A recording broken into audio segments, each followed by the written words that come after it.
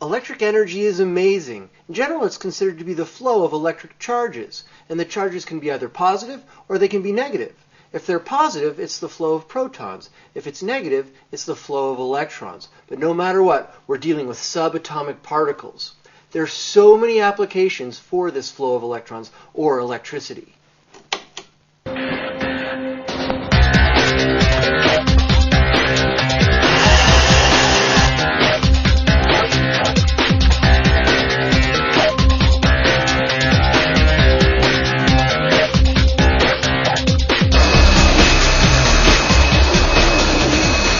The movement of electric charge is called current, and that's much like a river, while voltage is much more like the pressure that you find in the pipes of your house. But no matter what, you need to have something for the electricity to transmit along. And in a house, that's wiring. You can usually trace that all around the house.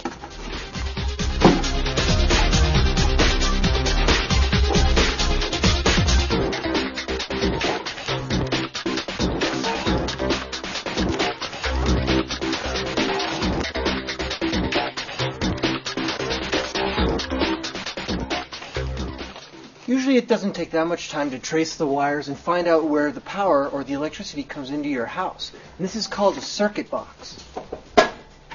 This box can be either inside the house or outside the house, but it's where the electricity comes in and is separated out into the various rooms and for the various appliances that are really large. Let's go figure out where electricity actually comes from.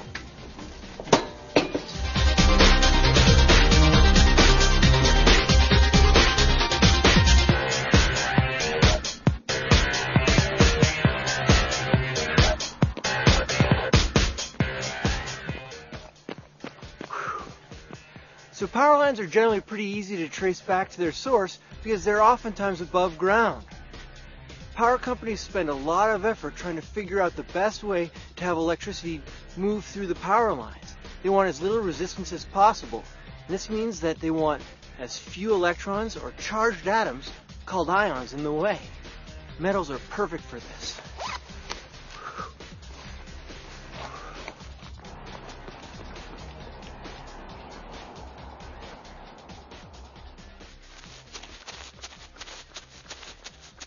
So the power lines are getting thicker. That means we're probably getting closer to the source of the energy.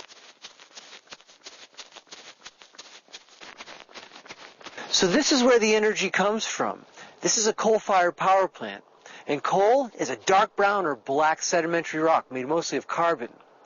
And the coal comes from the decomposition of vegetation. And the vegetation is under anoxic conditions. And anoxic means that there's no oxygen. And it's placed under heat and pressure. Coal is the #1 source of energy for the planet right now. Over 7 billion tons of coal are consumed a year, and that number is supposed to increase to 10 billion tons by the year 2030. 40% of the world's energy comes from coal, while about 50% of the U.S. energy comes from coal. Let's go inside the power plant and see if we can learn a little bit more about coal-fired power plants.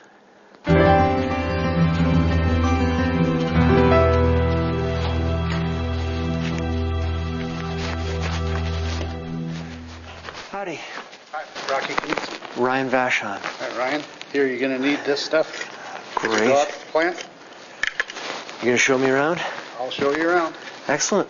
So how does a coal-fired power plant work? Just the fundamentals? Just fundamentals. We bring coal into the plant, into the boiler. It combusts, turns water into steam. Steam turns the turbine rotors at 3,600 RPM. Generators coupled to the turbines, and generator creates electricity that goes out on the grid.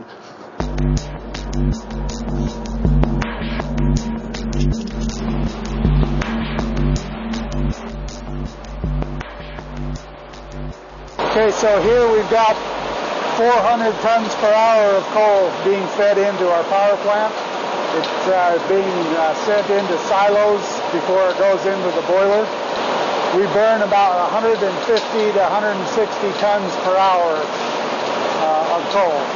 Day in, day out. So what's the efficiency of a coal-fired power plant like this?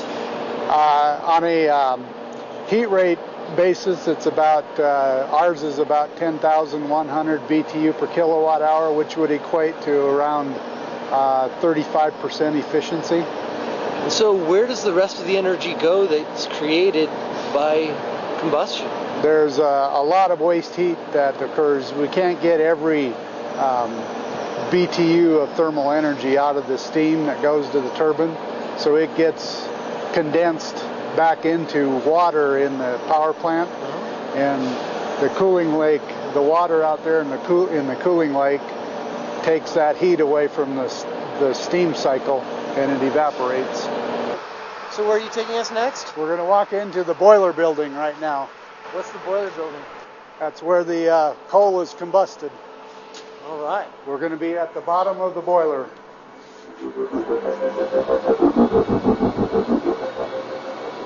We are at the bottom of the furnace. Right inside this observation door should be the bottom of the fireball that's inside the boiler right now. What's it burning at? Probably around 3,300 degrees. Wow, that would melt any rock that I know of. Yes, sir. Let's take a look.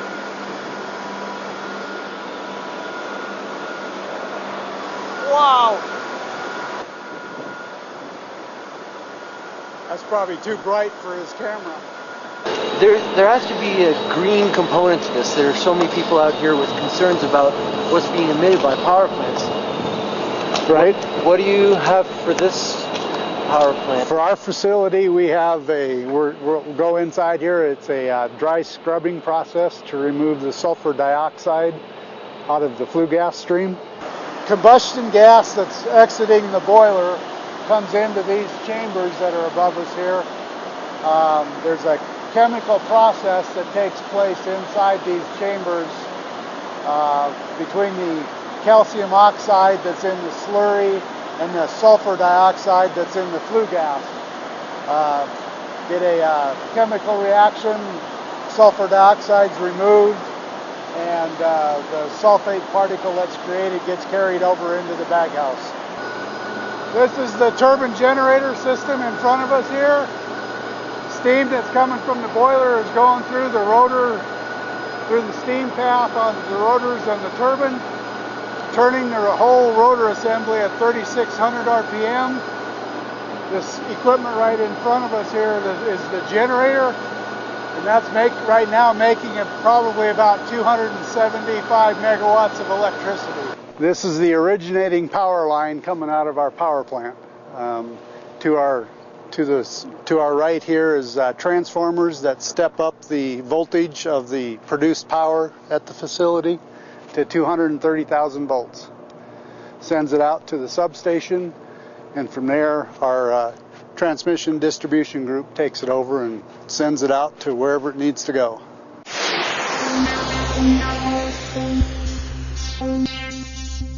Great to meet you. So for starters, could you give me just a quick history of this power plant? Well, Rawhide went commercial in 1984. It took about roughly 5 years to build.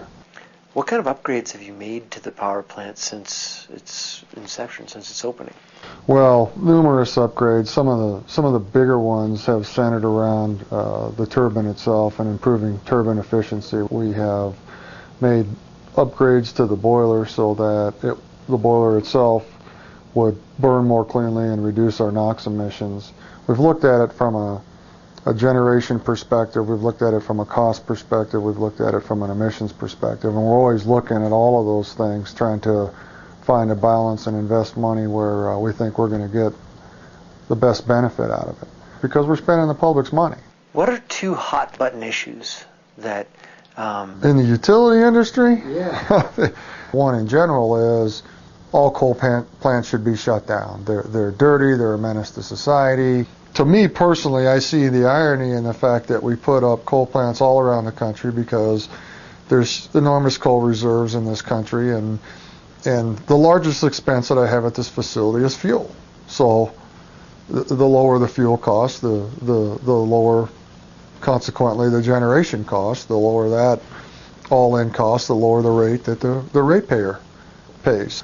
I think a second issue would be some cities would like to go more down the renewable road. Other cities are more cost-focused and say, hey, look, at the end of the day, I want the lowest cost power that I can for, my customers. What would you say to somebody who might have never seen a coal-fired power plant before, didn't get to go on the tour that I got to go on, and what would you want them to know about a coal-fired power plant that you think that they might have confusions about? Come out and look at the operation, come out and look at our environmental record, view for yourself and draw your own conclusions on whether you think it's a well-run facility, whether you think that the facility is a clean operating facility. I think some of the reputation in coal facilities is well deserved. There are plants today, as we sit here doing this interview, that don't have a baghouse and don't have a scrubber.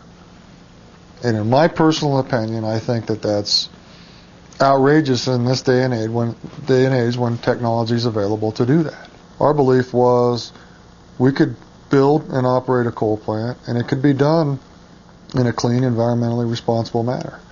And here we are over 25 years later, and I think that this facility is proof that it can be done.